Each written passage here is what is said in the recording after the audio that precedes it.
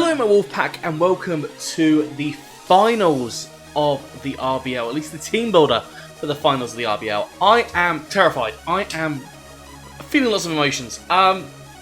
Ben is the reigning winner of Season 1, completely smashed me in the last matchup we had.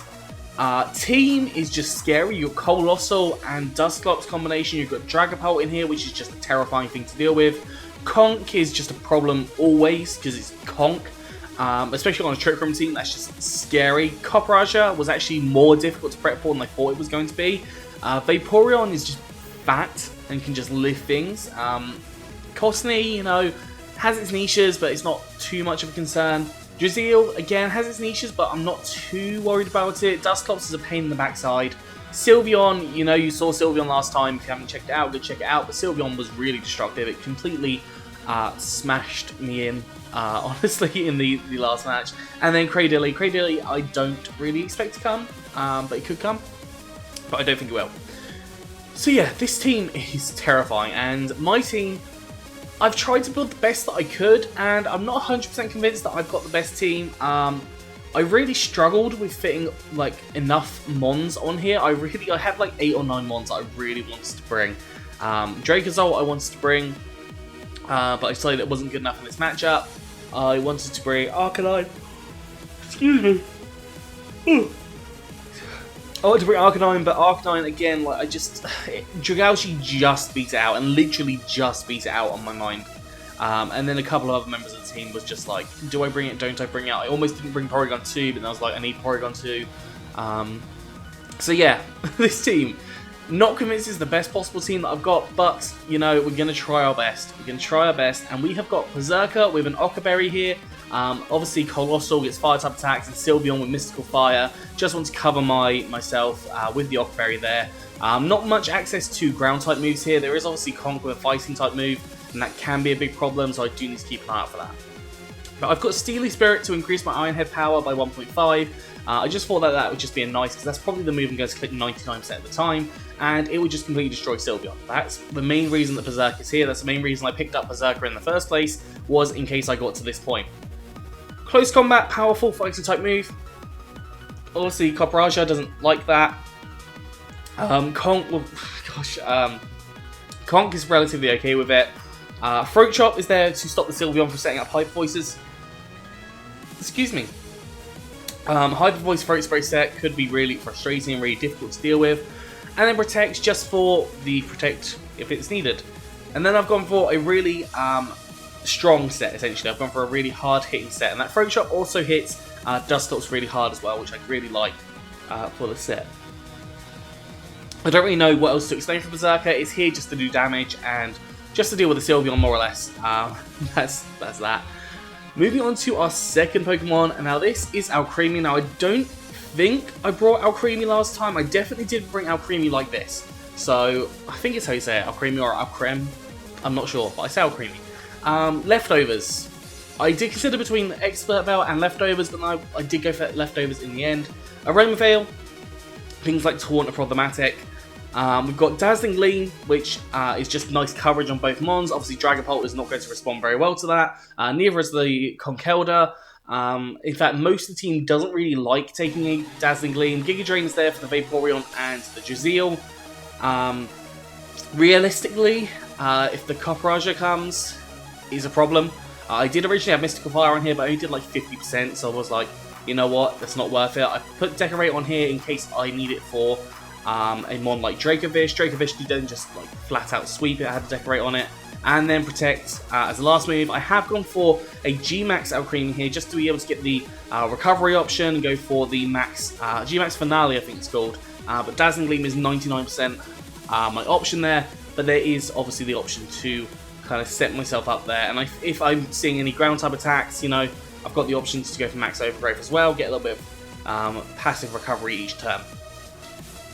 And this one, full out attacker. This one is designed to cause a lot of damage, and with its speed stat being 64, it's kind of in between on the speed stat. So if I get a Tailwind set up, it's quite nice. but if he's brought like quite a speed-heavy team, then obviously a Trick Room can work really nicely in combination with it. So that was kind of my thought process with regards to Alcremie.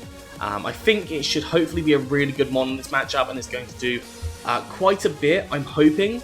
But yeah, we'll see. Moving on to Dracovish. Now, Dracovish is hopefully going to get some kills here. It is a mon that I do have to be very careful with. Obviously, Vicious Rend, I think, just flat out takes out Colossal. Even with Dynamax, just completely destroys it. Dragapult, it actually goes down to a Vicious Rend if I'm faster. So if I get a Tailwind up, or Dragapult comes in later and I've got a Tailwind up, I just can take out a Vicious Rend if it's not too invested in like his defenses. So that's really cool. Conkeldurr is, you know, just annoying as it is. But I have got a lot of HP investments and might be able to live a hit. Copraja, again, high HP stat. But hopefully I'll be able to kind of deal with that. Vaporeon, you know, Vaporeon I think gets water absorbed, so that could be a problem, but at the same time, in a matchup between Dracovish and Vaporeon, I'm pretty sure Dracovish will win that one. Cottonee does have fairy type attacks, but it is also very lacking in its defenses, so a Vicious Rend probably does take it out. I haven't counted it because I don't expect it to come. Draziel again, not really too much concern. Dusclops does actually live a Vicious Rend. It does live a Crunch as well. Vicious Rend actually does more than the Crunch, which is crazy. But yeah, the Dusclops does actually live one, reasonably comfortable. I think I do like up to 80%. So I do have to obviously pay attention to that. Sylveon just goes down to a Vicious Rend, so obviously I've got those options to go for different things. And Cradily, you know, I don't know what to do with Cradily. I'm not expecting it to come. So yeah, if Cradily comes, I could be in a bit of a bother, but I've got things like Berserker, Alcremie can somewhat deal with it, Dragalge can definitely deal with it as well. So I've got a few things that can deal with the Cradily if I need a problem. My speed is there to outspeed Dragapult, assuming that it is not Choice Scarf. I doubt he would Choice Scarf it. That would be a really weird decision for him to make. But, you know, it is the finals. He will probably want to show off a little bit and completely destroy me again in fantastic fashion. That's what I'm expecting.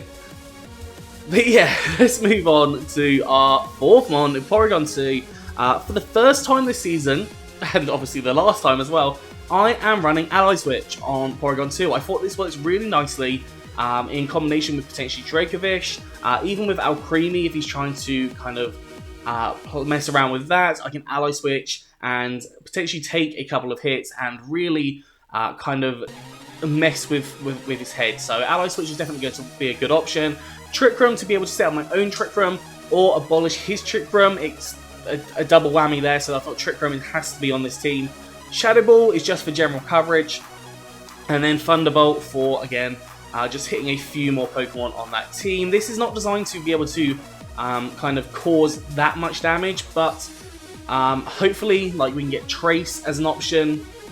And if I trace like the Steam Engine or something, that would be pretty darn cool. If I trace Clear Body, that's kind of cool. Water Absorb would actually be fantastic on Vaporeon. Prankster Dusclop, well, Prankster off Cottonee would be really good. Risk off Dusclops would be really good.